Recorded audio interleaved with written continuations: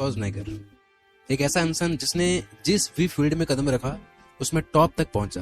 Body building, modelling, business, acting, politics, military, हर field में। और वो ऐसे बैकग्राउंड से बिलोंग करते हैं कि हम सोच भी नहीं सकते।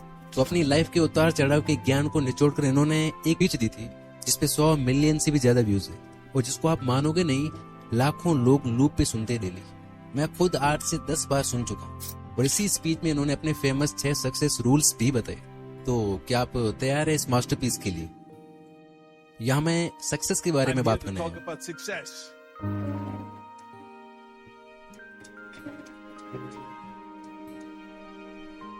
यहाँ स्टेज पे मैं यही अपने पहले 3 रूल्स की बात करूंगा और फिर आगे बाकी के लास्ट 3 रूल्स के बारे में। सक्सेस का पहला रूल, आपके पास एक गोल, एक विजन होना चाहिए। अगर तुम्हारे पास एक गोल नहीं है, एक विजन नहीं है, तो तुम्हें पता नहीं चलेगा कि तुम्हें कहाँ जाना है, और फिर तुम भटकते रहोगे और कभी वहां नहीं पहुंच पाओगे जहां तुम्हें जाना है।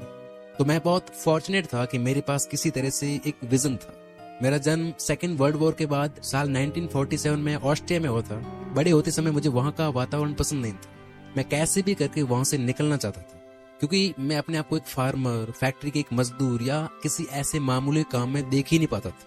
मेरे पेरेंट्स चाहते थे कि मैं वहीं रहूं, शादी करूं, बच्चे पालूं और उनकी जैसी सिंपल लाइफ जीऊं, पर ये उनके सपने थे, मेरे नहीं। ऐसे एनवायरनमेंट में रहते हुए भी मेरा गोल, मेरा विजन पता नहीं कैसे बट पूरी तरह से अलग था। मुझे लगता था कि मैं कुछ यूनिक, कुछ बड़ा करने के लिए बना हूं। मुझे याद है जब मैं 11 साल का था और एक दिन स्कूल गया, वहां उन्होंने एक डॉक्यूमेंट्री दिखाई अमेरिका के बारे में। उसमें दिखाए गए थे लंबे लंबे स्काई स्क्रैपर्स, ऊंची बिल्डिंग्स, बड़ी बड़ी ब्रिजेस, 6 लेन हाईवेज, और ये सब देख के मेरे दिमाग में एक ही बात थी, यही वो जगह है जहां मुझे जाना है, जहां मुझे रहना है। मेरे को अब वहां रहना ही नहीं था, मैं अमेरिका जाना चाहता था। पर सवाल ये था कि अमेरिका कैसे जाए। उस जमाने में वो ट्रिप बहुत महंगी थी, आज के जैसा बिल्कुल भी नहीं था। तो एक दिन स्कूल के बाद मैं एक स्टोर के पास से गुजरा जो अमेरिकन चीजें बेचता था। तो वहां मैंने एक मैगजीन देखी जिसके कवर पे था रैग पार्क। वो 3 टाइम मिस्टर यूनिवर्स था और मैंने उससे मूवी में भी देखा था। और उस मैगजीन की कवर पे लिखा था कैसे रैग पार्क मिस्टर यूनिवर्स बना एक सुपरस्टार। मैंने उस मैगजीन को खरीदा और घर आ गया और फिर उसे बार बार पढ़ा। उसमें सब कुछ था, रैग पार्क का ट्रेनिंग प्लान, कैसे इंग्लैंड के एक फैक्ट्री टाउन में वो रोज 3-4 घंटे वर्कआउट करता था, mister Europe, mister great Britain और फिर मिस्टर यूनिवर्स जीता, और आखिर में कैसे उसे हरक्यूलिस की मूवी मिली। मैंने पढ़ के सोचा, वाह, ये तो मेरी लाइफ का ब्लूप्रिंट है। मुझे भी रैग पार्क की तरह बॉडी बिल्डिंग चैंपियन बनना है, मूवीज में आना है, करोड़पति बनना है और फेमस होना है। क्या तुम जानते हो कि कितना एक्साइटिंग फील हुआ था मुझे जब मुझे पता था कि मैं कहाँ जा रहा हूँ। सोचो, ज्यादातर लोगों को पता ही नहीं होता कि वो कहाँ जा रहे, पर मुझे पता था कि मैं बनूंगा एक बॉडी बिल्डिंग चैंपियन, बिल्कुल उस सुपरस्टार की तरह। मैं बहुत रिलैक्स फील कर रहा था, क्योंकि जब तुम्हारे पास एक गोल, एक विजन होता है तो सब कुछ आसान हो जाता है। एक सर्वे के मुताबिक अमेरिका के 74% लोगों को अपनी नौकरी पसंद ही नहीं है, क्योंकि वो जॉब इसलिए नहीं कर रहे हैं क्योंकि उनकी वो ड्रीम जॉब है या फिर उस जॉब तक वो अपने पैशन को फॉलो करते हुए आए हैं। नहीं नहीं नहीं, बल्कि वो बिना किसी गोल के, बिना किसी डायरेक्शन के घूम रहे थे। उन्हें यहाँ वहाँ कहीं पर बहुत सारी जॉब ओपनिंग्स दिखाई दी तो उन्हें लगा कि चलो अप्लाई कर देते, तो उन्होंने अप्लाई कर दिया। कुछ एक में वो सिलेक्ट हो गए तो बस काम करना शुरू कर दिया, क्योंकि सीधी सी बात है, बिल्स पे करने के लिए काम करना शुरू कर दिया। लेकिन जब काम करना शुरू किया तो उन्हें काम करते करते समझ में आया कि ये तो एक बहुत ही बोरिंग रूटीन बन गया, काम करने में मजा ही नहीं आ रहा था। अब क्या करें? सोच के देखो, सिर्फ 26% लोग अपने काम को पसंद करते हैं और पूरे पैशन के साथ कर रहे हैं, सिर्फ 26% लोग। इसलिए मुझे खुशी थी, बिकॉज मुझे पता था कि मुझे क्या करना है। जब मैं घंटों हैवी वर्कआउट करता था तो लोग मुझे देखते थे और कहते थे, आप तो 5-5, 6-6 घंटे वर्कआउट करते हो, मगर आपके चेहरे पर हमेशा एक स्माइल दिखाई देती है। जबकि दूसरे लोग जो आपके जितना ही मेहनत करते हैं, उनके चेहरे पर हमेशा 12 बजे रहते हैं। ऐसा क्यों होता? तो मैं कहता था, सिंपल, मुझे बस अपना एक टारगेट दिखाई देता है और मैं उस टारगेट के लिए ये सब कुछ करता हूँ। मिस्टर यूनिवर्स, मेरे सामने मिस्टर यूनिवर्स का गोल था। मेरा हर रेपिटेशन, हर सेट, हर एक्सरसाइज मुझे उस गोल की तरफ एक कदम और पास ले जा रहा था। मैं एक्साइटमेंट के कारण रात को सो नहीं पाता था, सोचता रहता था कि कब फिर से जिम जाकर वो 500 पाउंड स्क्वाट कर पाऊंगा। मैं एक्साइटेड रहता था हर दिन जाकर वो 500 पाउंड बेंच प्रेस करने के लिए। मैं चार्ज रहता था कि कितना जल्दी सुबह हो और मैं सेटअप के 2000 रेपिटेशंस फिर से कर पाऊंगा। 20 साल की उम्र में पहली बार लंदन गया और मिस्टर यूनिवर्स कॉन्टेस्ट जीता, वो भी youngest contestant of mister universe. और इतना सब कुछ मैं कर पाया क्योंकि मेरा एक गोल था, एक विजन था। तो लाइफ में एक पर्पस होना बहुत जरूरी है, और चाहे आपकी कोई सी भी फील्ड हो, ये फॉर्मूला हर जगह काम करता है। मेरे साथ एक्टिंग में भी ऐसा ही था। जैसे Conan the barbarian movie shoot करते वक्त मैं एक स्वॉर्ड हाथ में पकड़ के बिना कपड़ों के चट्टानों पर क्रॉलिंग कर रहा था। मेरे घुटने और कोहनियां छिल गई थी, खून निकल रहा था। 10 टेक्स के बाद डायरेक्टर ने मुझसे कहा, एंड मुझे माफ करना पर एक और क्लोजअप चाहिए, तो क्या तुम कर सकते हो? मैंने जवाब दिया, मुझे कोई दर्द नहीं हो रहा, क्योंकि मैं दिमाग में वो सीन विजुलाइज कर रहा हूँ कि जब ये सही से हो जाएगा तो कैसा लगेगा। इसलिए चाहे 50 टेक्स लगे या 100, मुझे फर्क नहीं पड़ता। मैं वो परफेक्ट सीन का विजन देख रहा था। जब तक सही नहीं मिलता मैं करता रहूंगा। इसी तरह पॉलिटिक्स में भी मेरा विजन बिल्कुल क्लियर था। मैं कैलिफोर्निया का लीडर बनूंगा, और यही था जो मैं ज्यादा से ज्यादा कर सकता था, क्योंकि मैं अमेरिका में पैदा नहीं हुआ था तो प्रेसिडेंट नहीं बन सकता था। तो कैलिफोर्निया, जो दुनिया का 5th लार्जेस्ट इकोनॉमी है, उसका गवर्नर बनना मेरे लिए बहुत बड़ा अचीवमेंट था। यहाँ तक कि लोग कहते थे कि ये तुमसे नहीं होगा, तुम छोटी पोजीशन के लिए ट्राई क्यों नहीं करते। पर मैंने सीधे गवर्नर बनने के लिए रेस ज्वाइन की और 2 महीने बाद जीत भी गया, क्योंकि मुझे पता था कि एग्जैक्टली क्या क्या चेंजेस लाने हैं कैलिफोर्निया में। एक चीज मैं आपको बता दूं कि अपने गोल को विजुलाइज करने से और उसके पीछे फोकस्ड तरीके से काम करते रहने में एक तरह का मजा आने लगता है। फिर वो दौड़ भाग थकान नहीं, मजा देती है, आप थक नहीं सकते। तो ये था रूल नंबर 1, चाहे आप जो कुछ भी करो, आपके पास एक विजन, एक पर्पस होना ही चाहिए। सक्सेस का दूसरा रूल, पैसिमिस्ट लोगों की मत सुनो। जब मैं अमेरिका जाने और बॉडी बिल्डिंग चैंपियन बनने की बात करता था तो मेरे माँ बाप और सब लोग कहते थे ये इम्पॉसिबल है, पैसा कहाँ है, बिना पैसे के वहां जाके करेगा क्या, अमेरिका में कोई तेरा वेट नहीं करेगा, वहां पहले से ही बड़े बड़े बॉडी बिल्डर्स हैं। पर मैंने प्रूव किया कि ये हो सकता है, क्योंकि लोग इम्पॉसिबल बोलते थे, मैं सुनता था पॉसिबल। क्योंकि मैं मानता हूँ, जैसा नेल्सन मंडेला ने कहा है, सब कुछ इम्पॉसिबल होता है जब तक कोई करके ना दिखाए। तो मैंने सोचा मैं ही वो कोई बनूंगा। पहले कभी नहीं हुआ, ठीक है तो मैं करूंगा। लोगों के नो को मैंने यस समझा। और बॉडी बिल्डिंग के बाद जब मैंने मूवीज ज्वाइन करने की कोशिश की, तब भी यही सेम चीजें बोली गई। जब मैंने एक हॉलीवुड एजेंट को बोला कि भाई मैं मूवीज में आना चाहता हूँ, तो उसने कहा क्या मजाक है अर्नोल्ड यार। उसके बाद एक स्टूडियो एग्जीक्यूटिव को मैंने जब बोला कि मैं लीडिंग रोल करूंगा फिल्म्स में, तो वो हंसने लगा और बोला भाई ये इम्पॉसिबल है, तेरी ये जो लुक है ये चलेगी नहीं इसमें, body builders don't work in Hollywood, ये सब 20 साल पहले ही खत्म हो चुका है। और तेरा एक्सेंट, अगर तू वेट भी कम कर ले फिर भी एक्सेंट का क्या करेगा, जर्मन एक्सेंट से लोग डर जाएंगे। हॉलीवुड में आज तक कोई फॉरेन एक्सेंट वाला लीडिंग रोल नहीं कर पाया। और तेरा नाम स्वर्जन स्वर्जन ये क्या है, कौन प्रोनाउंस करेगा इसे, तो भूल जा यार ये सब। सो इमेजिन हर एजेंट, हर स्टूडियो वाला, हर मैनेजर यही बोल रहा था, इसी तरह की बातें। पर do you know, I didn't give a shit. मुझे अपने आप पे पूरा बिलीव था कि मैं लीडिंग रोल करूंगा। मैंने बॉडी बिल्डिंग की जर्नी से सीखा था कि सब कुछ मेहनत का ही खेल है। मैंने खुद से कहा कि बॉडी बिल्डिंग में मैं रोज 5-6 घंटे वर्कआउट करता था, अब एक्टिंग के लिए भी यही सेम डेडिकेशन दिखाऊंगा। मैंने इंग्लिश पढ़ने के लिए कॉलेज भी ज्वाइन किया, वॉइस एक्सेंट और एक्टिंग क्लासेस ज्वाइन की। मेहनत मेहनत और बस मेहनत। फिर मूवीज मिलना शुरू हुई और 5 साल के अंदर मैं हॉलीवुड का सबसे बड़ा स्टार बन गया, हाईएस्ट पेड हॉलीवुड स्टार। क्योंकि मैंने उन लूजर्स की नहीं सुनी जिन्होंने कहा था कि इट्स नॉट पॉसिबल। पॉलिटिक्स में भी सब बोल रहे थे कि नहीं ये नहीं हो सकता, फिर भी मैं कैलिफोर्निया का गवर्नर बना। ये रियलिटी है दोस्तों कि अगर आप पैसिविस्ट लोगों की बातों में आ गए तो आपका कुछ नहीं होगा। अगर मैं बॉडी बिल्डिंग से लेकर शो बिजनेस और पॉलिटिक्स तक सबकी नेगेटिविटी सुनता तो आज मैं यहाँ तुमसे बात नहीं कर रहा होता, शायद ऑस्ट्रिया में ही धक्के खा रहा होता।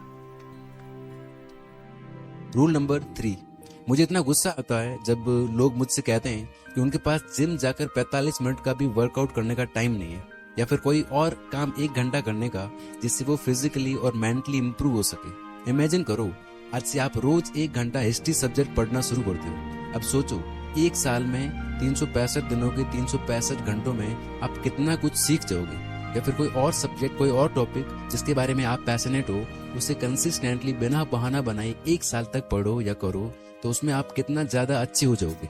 इमेजिन करो कि कोई बिजनेस जो तुम डेवलप करना चाहते हो, रोज अगर उस पर 1 घंटा भी काम करते हो, 1 साल में वो कितना बड़ा बन सकता है, कितना कुछ आप उसमें हासिल कर सकते हो, और वो तुम्हें कितना दूर तक ले जा सकता है, आप उस बारे में सोच भी नहीं सकते। और इसलिए ये चीज मुझे बहुत गुस्सा दिलाती है कि 24 घंटे एक दिन में होते हुए भी लोग कहते हैं कि उनके पास वक्त नहीं है। अगर 8 घंटे आप सोते हो, 8 घंटे आप जॉब करते हो, तो 8 घंटे फिर भी बचते हैं। हो सकता है 2 घंटे आप ट्रेवल करते हो, इसके बाद भी 6 घंटे आपके पास बचते हैं। क्या करते हो उस टाइम का, सोच कर देखो। मे बी उस टाइम में लोगों से मिलते हो, खाना खाते हो, एंटरटेनमेंट या कुछ और करते हो, मगर तुम्हें ये क्लियरली समझ में आ रहा होगा कि कितना सारा टाइम फिर भी बच के आता है। अगर हम ये सारा टाइम ऐड करके देखें, अगर तुम अपना टाइम ऑर्गेनाइज करके, अपने काम को ऑर्गेनाइज करके देखो, तो कितना सारा टाइम एक साल में तुम्हारे पास निकल कर आता है। जब मैं अमेरिका आया था तो मैं कॉलेज जाता था, मैं दिन में 5 घंटे वर्कआउट करता था। मैंने कंस्ट्रक्शन में भी काम किया है, क्योंकि उस टाइम बॉडी बिल्डिंग में पैसा नहीं था, मेरे पास फूड, सप्लीमेंट्स और इक्विपमेंट खरीदने के भी पैसे नहीं होते थे, तो इसलिए मुझे काम पे जाना पड़ता था। तो मैं कॉलेज भी जाता था, जिम भी करता था, काम भी करता था, और हफ्ते में 4 दिन नाइट्स में 8 से 12 बजे तक एक्टिंग क्लासेस भी लेता था। और इतना सब कुछ करने के बावजूद भी मैंने 1 मिनट के लिए भी खाली टाइम निकालकर रिलैक्स करने का बहाना नहीं बनाया। 1 मिनट भी मैंने वेस्ट नहीं किया, और यही कारण है कि आज मैं यहाँ खड़ा हूँ। मोहम्मद अली, उनको मैंने अपनी आंखों से जिम में रगड़ रगड़ के मेहनत करते हुए देखा है।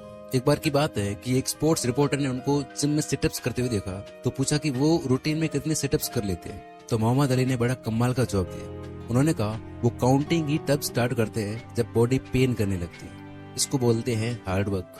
हार्डवर्क से कोई नहीं बच सकता अगर वो लाइफ में कुछ करना चाहता है तो। कोई फर्क नहीं पड़ता कि तुम कितने बड़े बाप की औलाद हो, रगड़ के मेहनत करो। कोई मैजिकल पिल नहीं है जिसे तुम खा लोगे, या कोई सक्सेस का मंत्र नहीं है जिसका तुम जाप कर लोगे तो जाकर के तुम सक्सेसफुल हो जाओगे।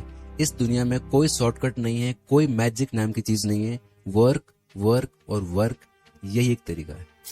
रूल नंबर 4, मुझे प्लान बी से नफरत है, और मैं बताता हूँ कि ऐसा क्यों है।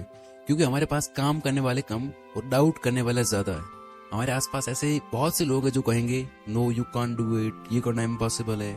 ऐसे डाउट करने वाले और हमारे कॉन्फिडेंस को तोड़ने वाले लोग हमारी लाइफ में हर स्टेज पर मिलेंगे। इसमें कोई प्रॉब्लम नहीं है, लेकिन प्रॉब्लम तब आती है जब हम खुद पर डाउट करने लग जाते हैं और हमें प्लान बी की जरूरत फील होने लगती है। सेल्फ डाउट सबसे डेंजरस चीज है, क्योंकि अब तुम कह रहे हो कि अगर मेरा प्लान ए काम नहीं करेगा तो मेरे पास बैकअप में प्लान बी होना चाहिए, और मेरे पास है भी। यानी जैसे ही तुमने प्लान बी के बारे में सोचना शुरू किया, तुम्हारी एनर्जी, तुम्हारा पूरा का पूरा अटेंशन डाइवर्ट हो गया किस तरफ? प्लान ए से प्लान बी की तरफ। अब अगर तुम प्लान ए को करते हुए या प्लान ए करने से पहले प्लान बी के बारे में सोचते हो, तो उसका मतलब ये हुआ कि तुमने अपने प्लान ए को 100% दिया ही नहीं। जब 100% दिया ही नहीं तो वो तो फेल हो गई ना। और एक और बात सीख लो, जब हम बिना सेफ्टी नेट के खेलते हैं तो हम ज्यादा अच्छे से परफॉर्म कर पाते हैं। एक प्रोडक्टिव प्रेशर होता है हम पर, जो हमें अपना 100% देने पर मजबूर करता है। तो अगर तुम्हारे पास प्लान बी है तो खुश मत हो कि वाह मेरे पास तो प्लान बी है, अगर प्लान ए फेल हो गया तो मैं सेफ हूँ। ये कोई अच्छी बात नहीं है। नफरत है मुझे इस एटीट्यूड से। इस तरह काम करने से आपका प्लान बी फिर से प्लान ए बन जाएगा, जो कि फेल हो जाएगा। मेरी खुद की लाइफ में मेरे पास कभी कोई प्लान बी नहीं था। मैंने अपनी कमिटमेंट दे दी थी, full time body building champion बनना है, मतलब बनना है। मैंने फुल कमिटमेंट की थी खुद से कि मैं अमेरिका में सर्वाइव करके दिखाऊंगा। मैंने फुल कमिटमेंट की थी कि मैं शो बिजनेस यानी फिल्म्स में आऊंगा, और वो भी लीडिंग रोल्स में। मैं हार्डवर्क करूंगा और तब तक करता रहूंगा जब तक मैं अपने गोल को अचीव नहीं कर लेता। सेम रूल मैंने पॉलिटिकल करियर में भी फॉलो किया। तो कुल मिला के मेरी बात मानो तो प्लान बी मत रखो, क्योंकि ऐसा करने से आप खुद का ही नुकसान कर रहे हो और अपनी ही सक्सेस के चांसेस और कम कर रहे हो। लोग प्लान बी क्यों रखते पता है? क्योंकि उन्हें डर लगता है कि मेरा प्लान ए फेल हो गया तो क्या होगा।